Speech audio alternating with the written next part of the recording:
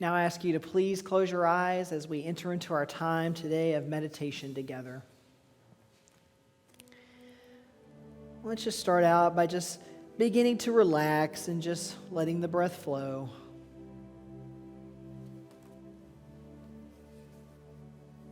The body is sitting upright, yet still in its natural state.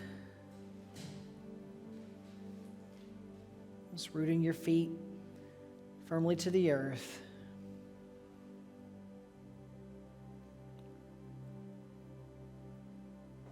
Just beginning to go inside, shutting out any concerns or worries of the outside world.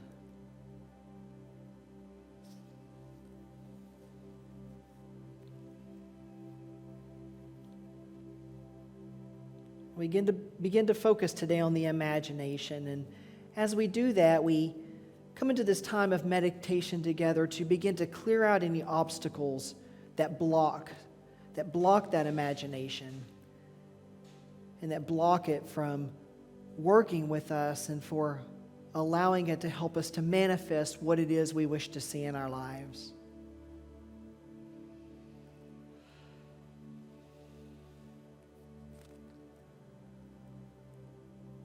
So now I invite you to begin to imagine. To imagine the person you believe yourself to be right here and right now in this moment.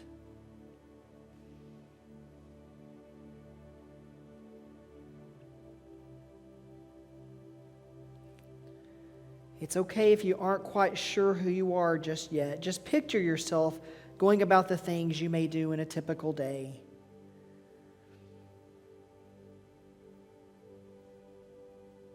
Just imagining that you're watching yourself and just observing yourself.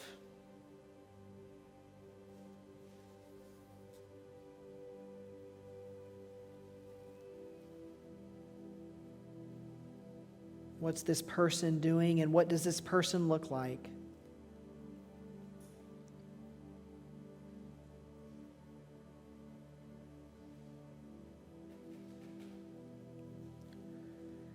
Now picture this person who is you standing in an empty room.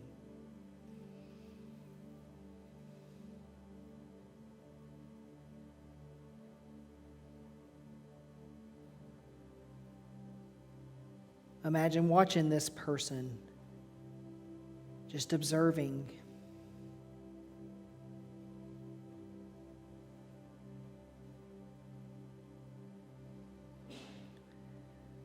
Now imagine stripping away all the things that hold you back from your full potential.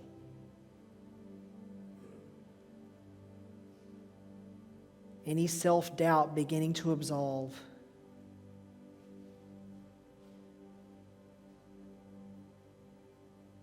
That self-doubt being replaced with confidence and self-assurance and faith.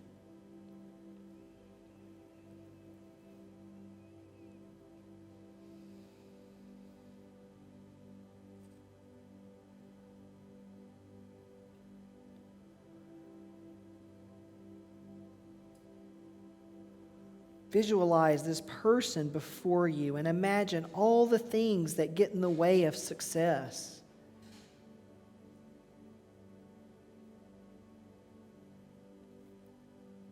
Perhaps circumstances that we see as lack of resources, lack of forgiveness.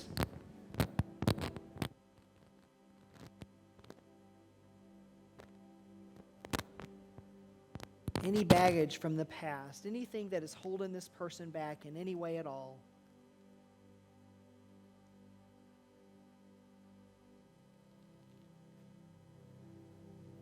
Watching these problems dissolve and just disappear and just floating away.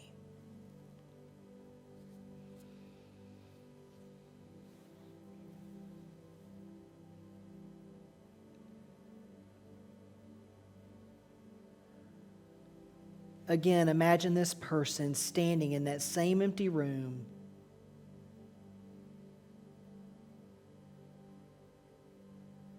Who is this person with all those barriers stripped away?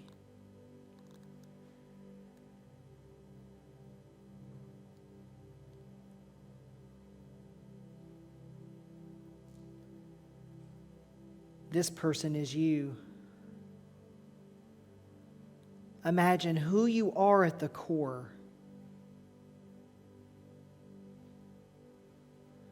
The pure spiritual being, the pure God self, the I am that is left when there is nothing to get in the way of complete self-expression.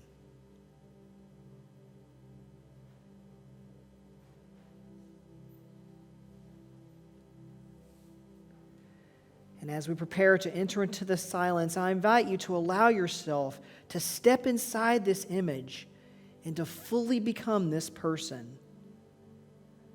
Become who you are. For this moment, just be, simply be your authentic self, feeling a sense of calm and serenity, secure in who you are, knowing who you are. This is you. This is your authentic self as we enter into the silence.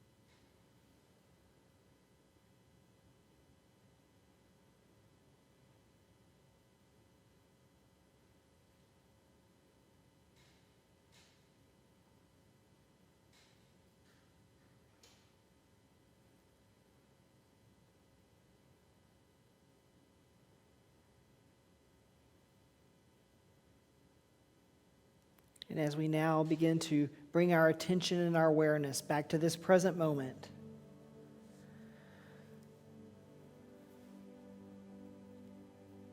you know that you can take this authentic self with you wherever you go. Allowing this true essence of you to shine through you in everyday life.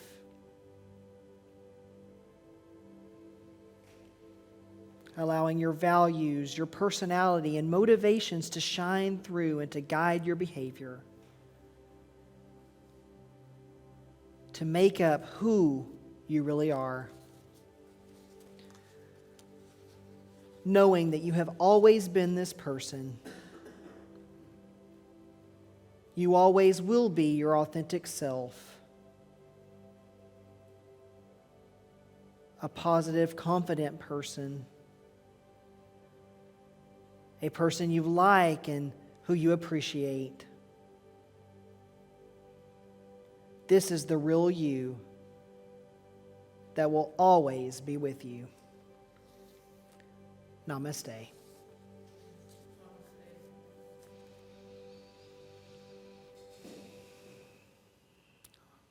Let's continue to remember that person as we go in. And see, Steve is multi-talented because he's also our board president, so we get like a 2-for-1 with Steve. So,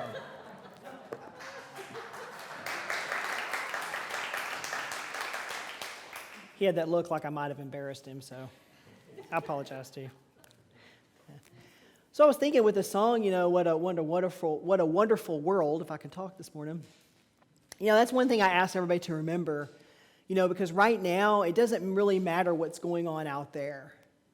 What matters is what's going on inside of here, right? Because what is going on inside of here can also affect what's going on outside. So just remember that, no matter how it seems things are happening right now, just remember that nothing can touch this wonderfulness that's going on inside. And we're going to talk a little bit about that today too, because we're going to learn how to use our imagination a little bit to help us do some of that. So I've been kind of, leading up to the book study, I, happened to come across my Dr. Wayne Dyer book at home called Wishes Fulfilled. So I thought it'd be just kind of a nice little thing to jump into leading up to our book study. So this is kind of our third Sunday with me using this book for one of our Sunday talks. And, He talks about imagination this week. So, it's why we've had this imagination theme. Imagine that. Yeah, Josie with her little jokes up here, But imagination, it can be a really fun thing, can't it? I used to use my imagination constantly as a kid. I don't think there was ever a time I wasn't using it. Probably a little bit, kind of annoyed my parents a little bit when they found out I was using it. Probably a little too much at school and not paying attention to my schoolwork, but hey, what can you say? But I used my imagination constantly as a kid, and my parents had inherited this old smoker that once belonged to my grandfather. And it was something that my grandfather had actually made with his own two hands, and he'd taken this old barrel, and he'd welded shelves and all kinds of things onto it, making it to a smoker. And that thing was sturdy. There was nothing going to knock that thing over. And it sat in the backyard. And to my kids' mind, I saw it as a horse. My parents watched old Westerns, so, I saw a horse. I like to picture myself in those old Westerns. And, of course, when it wasn't in use, I would use it as my horse. And I'd just throw a blanket over the top of it, and I'd tie a rope to it. And I'd pretend I was just out on the old frontier, just riding a horse, just using my imagination. Or I'd sit up in my room and I'd do a lot of writing. Even as a kid, I'd write a lot of stories, and I'd make up just all kinds of stories, just allowing my imagination to just flow. And we still use our imaginations today too, though, don't we? Even as adults, we still use our imaginations. I even remember sitting in my corporate cubicle before I became a minister, and I'd imagine myself doing different things, sitting in a cubicle 8 hours a day. Believe me, I'd imagine myself doing all types of different things. But I would also sometimes, unfortunately, use my imagination in a negative way too, and I'd kind of start getting myself down a little bit while sitting in that cubicle. I'd picture myself always sitting there, just stuck, day in, day out. I used to tell my wife, Mindy, it was like rinse and repeat or whatever it is, rinse and repeat. I think that's right, isn't it? Okay. Yeah, where you just go in and do the same thing kind of over and over each day. I would envision myself not being able to get out of it. And in fact, that's probably what I laid my focus on a lot of the time, is just sitting there in that cubicle from the rest of my life, just feeling stuck. And that did happen for a long time. And why was that? Well, I'd placed it in my imagination, and that's what I really began to focus on. And I'd picture the scenario too. One company I worked at used to talk about this guy that had worked there before, and one morning they just came in to find him slumped over at his desk. He'd worked late that night, and he had just passed away right there in his cubicle. And I remember fearing, I'm like, oh no, that could be me one day too. Oh no. And then my last corporate job, it was really kind of the same, and what I'd like to call my sitting in my cube farm, just rows and rows of cubicles. And this one, however, was a little bit different, because outside of the window where my cubicle sat, I had a view of the Cascade Mountains. So it was nice. It made my imagination really go wild, and I began to really allow my imagination to roam freely at that time. And I really feel alive in nature. So seeing that view of the mountains really gave my imagination that extra kick that I needed to, that I really needed to envision and to imagine where I really wanted to go with my life, to imagine how I really wanted my life to be. And I knew I wanted it to be different at that time. I didn't want to sit in that cubicle anymore. So I began to really imagine myself leaving that cubicle, to imagine how it would feel, how it would look like, how it would unfold, and how my life would change. And I didn't let it go. And I think standing here now is proof that I really use my imagination to my advantage. I would imagine myself, finishing ministerial school, giving talks, meeting new people, having a church, and I just wouldn't let it go. And now look at all of you. I've met all of you, so imagination works well. But the imagination is a very powerful thing, and it's so much more than just kind of some daydream situation. Everything around us started at one time in somebody's imagination. And Dr. Dyer quotes the poet William Blake when he says, "What is now proved was once only imagined." And Dr. Dyer goes on when he says, in order for something to get into this world where things exist and are proved, they must first be placed firmly into your imagination. So we don't generally just create our lives on a whim. I mean, sometimes we do, but often we first imagine what it is we want to see happen or what it is we want to do. Even something as simple as grabbing a glass of water. First, you imagine yourself walking into your kitchen to grab that glass of water, and the next thing you know, you're holding a glass of water in your hand. Now, Henry David Thoreau once said, "If one advance confidently in the direction of their dreams and endeavors to live the life which he or she has imagined, they will meet with a success unexpected in common hours." But I want to take this back for just a moment. I want to rewind just a little bit. Now, we've been talking about our higher self over the past couple of weeks. That higher self that is God, the God within each and every one of us. That which is the I am. Now, Dr. Dyer says this: there's an invisible realm within and around you that is you. And your imagination is your key to realigning with this I am presence. And he also tells us that within this realm, guidance is always available when, one, you are open to it, right? That's the first thing. We have to be open to it. And two, more importantly, when you are aligned in body, mind, and spirit. So what does this mean? So have you ever had those times in your life where you just feel that everything is off? And I'm not talking about 2020. Let's all push that to the side for a moment. But those other times in your life when you just feel that everything is off. Kind of like the way I felt when I was sitting in my corporate cubicle. You hate your job, or you feel like you hate something else in your life. It seems to be this feeling is all consuming, perhaps. And it's really maybe all you can think about. Or what you think about at least a large portion of the time. Maybe not always, but at least a large portion. There's something else out there that you want to be doing. Or heck, maybe something that you should be doing, but there's something inside that just kind of holds you back a little bit. It might be fear. Maybe you fear you'll be seen as irresponsible or something else that's similar, right? So you just kind of let that hold you back. But staying still doesn't somehow feel right. You decide to stay, but it doesn't feel right. You might convince yourself that you're okay for a little bit, but that feeling that there's something more, it just always keeps coming back. And you find your imagination really setting into motion when this happens. All those things that you could be doing, that dream of writing that next big novel while you're sitting in the cabin in the woods. That's probably just mine, but Whatever it is, it won't leave. And the longer you ignore those thoughts, the more incongruent you start to feel.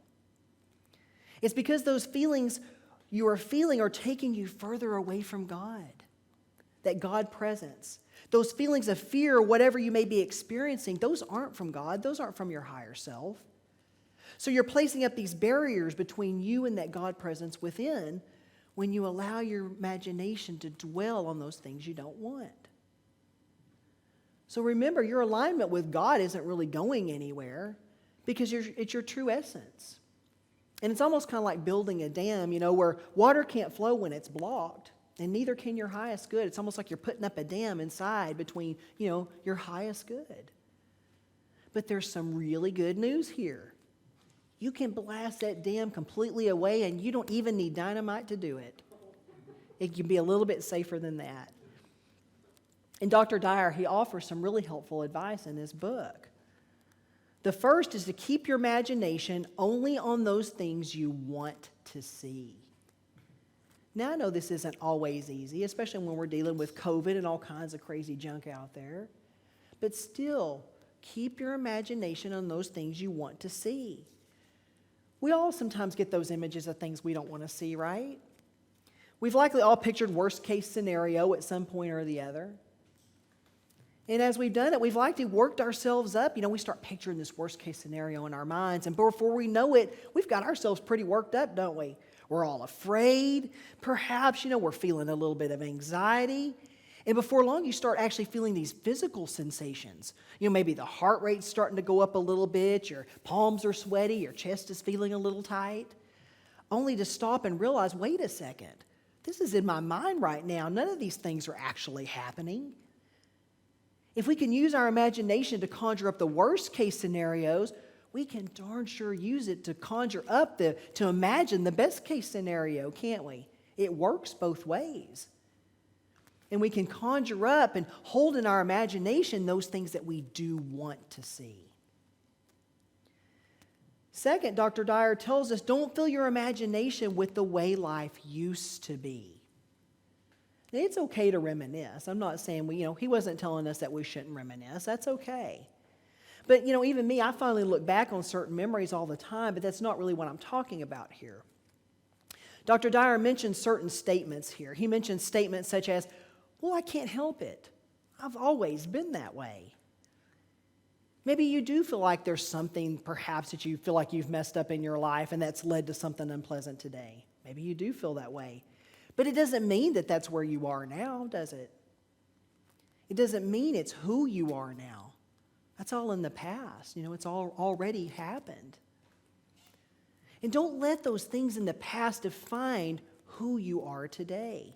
Maybe instead of saying things such as, well, I can't help it, I've always been that way, change them to things such as, you know what? I am capable. I am strong. I am worthy. And I guarantee things are going to start to shift. Dr. Dyer also tells us, know that your imagination is yours and only yours. No one can take that from you. So we've all got those well-meaning people in our lives, don't we? Those that want us to keep our head out of the clouds. Those that just know we're going to screw up our lives if we leave those nice, comfortable cubicles. Or we go to a cabin out in the woods to write that next big novel. Anyway. Or those that would never dream of putting themselves out there to write that book or to start a new career at age 55. Or heck, even to go back to school at age 70 for our degree. Whatever it is. But here's a secret. That person that's telling you not to do those things, that person's not you. I'll even use myself here, for instance. I've moved around a little bit in my life. Before I met Mindy even, I moved around a little bit. Sitting in one place for too long didn't always suit me, especially when I was younger, I grew up in the same house in the same town, and I wanted a little bit of adventure in my life. There's nothing wrong with growing up in the same house in the same town, but I wanted something different.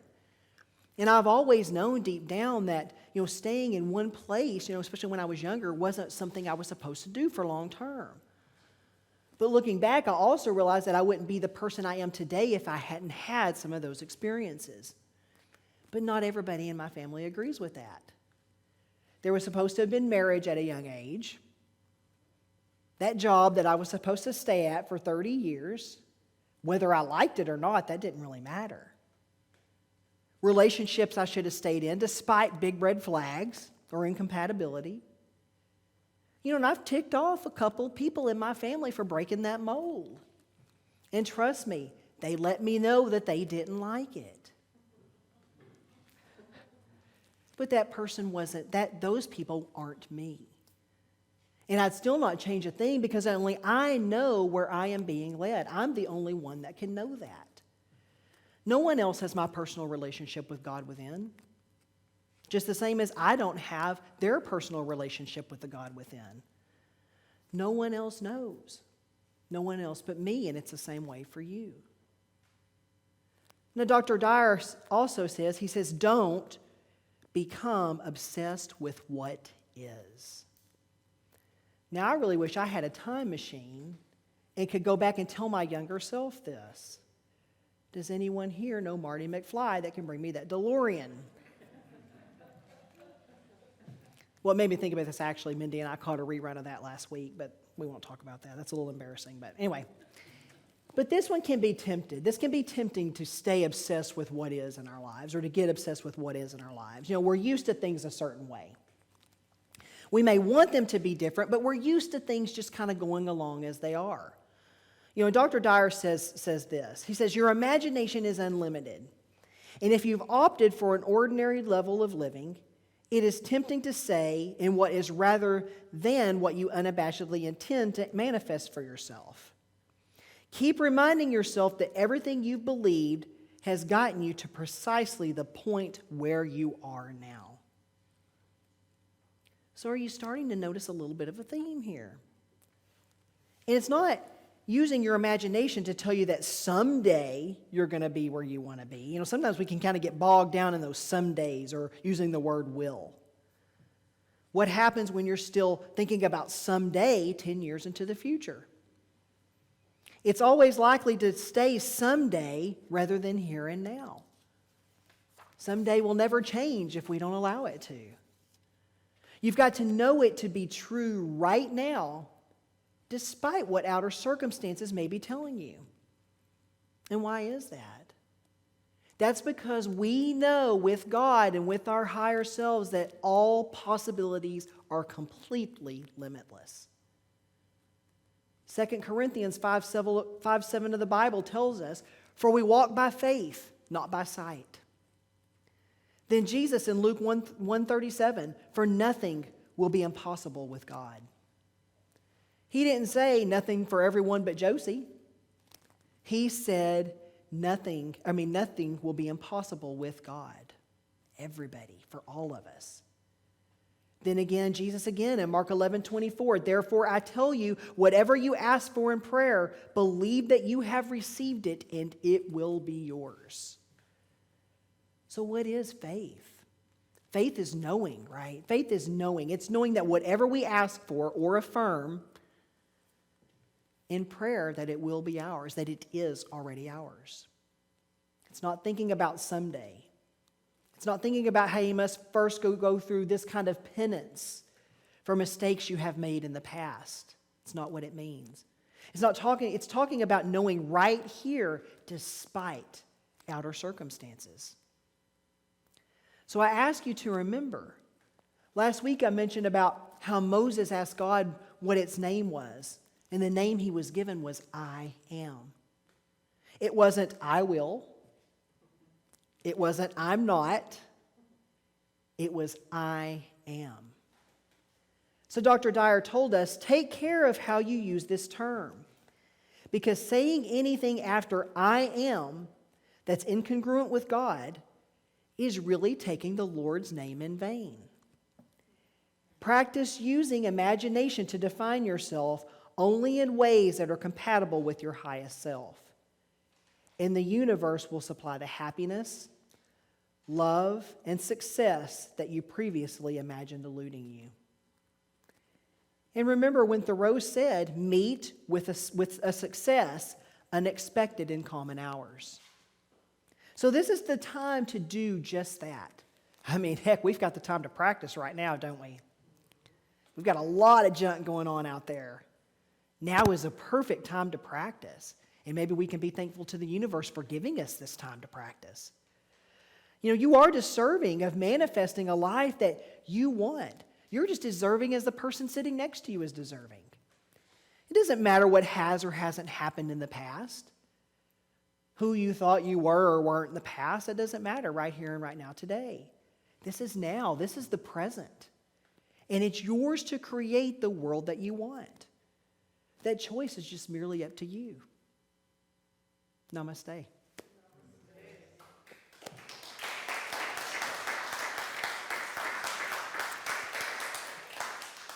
Okay, so in just a moment, I'm going to invite Nancy up. She is our board treasurer, and Nancy will be coming up to give a board report because we had a board meeting this last Wednesday.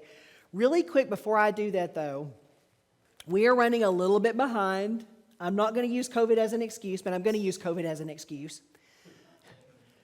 We need a nominating committee because before long, it is going to be time to start asking people to apply for the board again, or to start, asking you to think about applying for the board again. So we need to get together a nominating committee.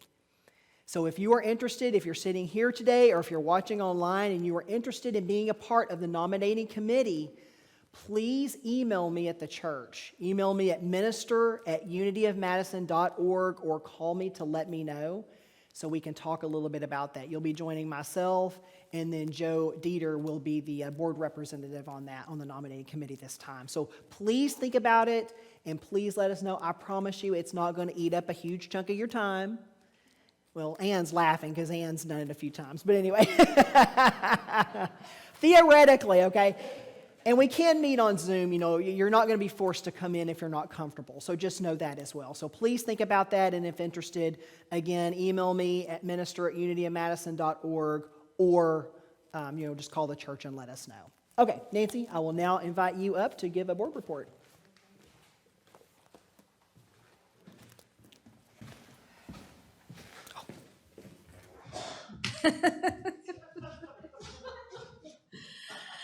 Okay, hello. We had a wonderful board meeting this past Wednesday, and I want you to know we've just got a great board here at Unity right now. It's just a great group of people. There are several other board members here today, and for those of you here, if folks who are on the board could just stand up so that people can see you. We've got Steve Roberts, our board president, Elaine Stapleton's our vice president, Raimi, your last name, it's okay, is the one of the newest members of our board also. So if you have any questions, you can see any of us afterwards, so thank you. Loved the talk. It's really good to think of imagination, and I want to start by saying we do know that our needs are being met here in the church, and we are prosperous. A couple of things that we talked about today, or talked about Wednesday. First of all, I want to thank the people who've stepped forward to volunteer in the office. They're doing a wonderful job, and we really appreciate them. Evan mentioned the nominating committee. We have a couple of committees that are starting up. One has met already, a Streams of Income committee, that's coming up with ideas for ways that we can diversify our streams of income so that we're not solely reliant on your donations to pay our bills. Some of those ideas won't be happening, obviously, till after the pandemic. If there's anybody interested in the congregation in being part of that committee, Denny Baelish is the committee chair of that committee, but you can see any one of us or Reverend Evin.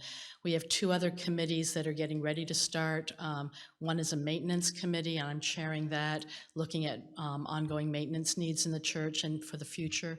And the other is a legacy or estate planning committee of just looking at ways that we can invite people to think of our ministry in their estate planning. So if you're interested in serving on any of those committees, see one of us.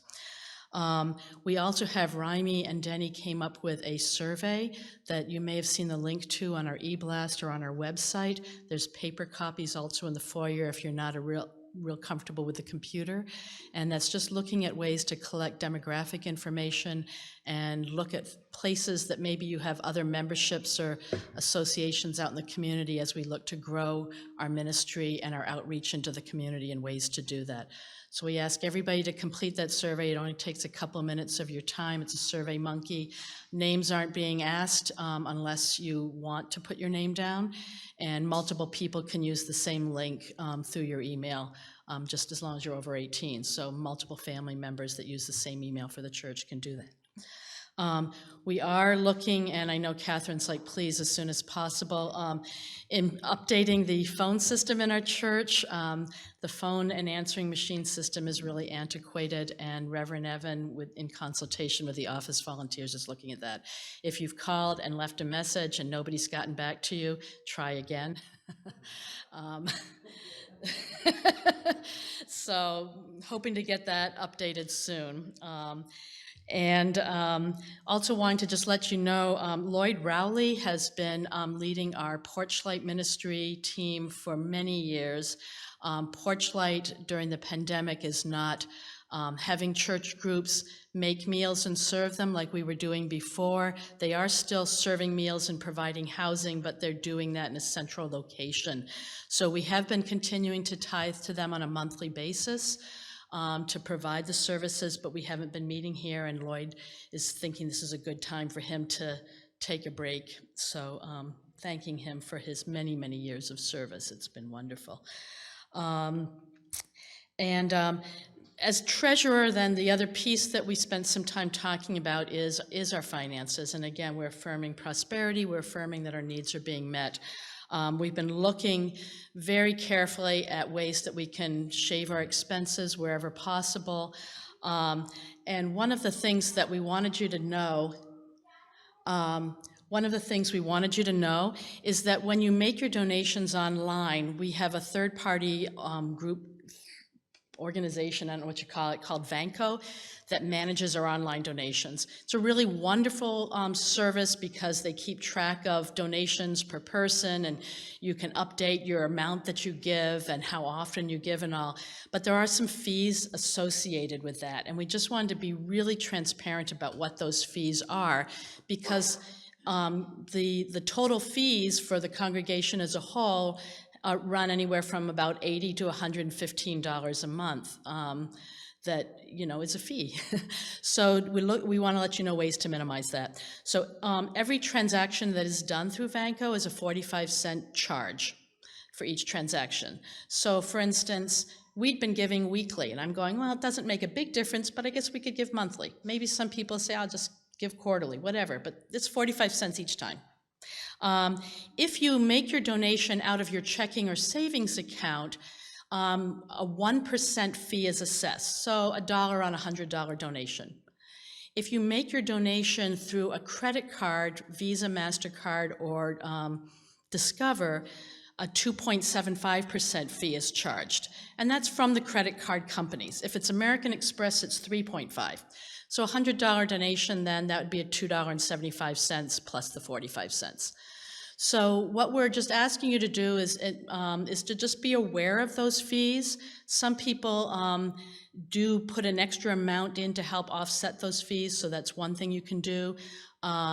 If you have the flexibility of either donating from a credit card or donating from your checking account, then donating from your checking account reduces the fees and more of your money goes to the church. A couple of people on the board mentioned that the way that they give, and you can talk to your bank or credit union about this, is they still automate their donations each month, but they do it through their bank, and they said that there's no charge to do it. The bank does it through billpay.com. The checks are mailed directly to the church. We get them, and they're deposited each week. So that's another thing you could look into, you know, with your bank or credit union.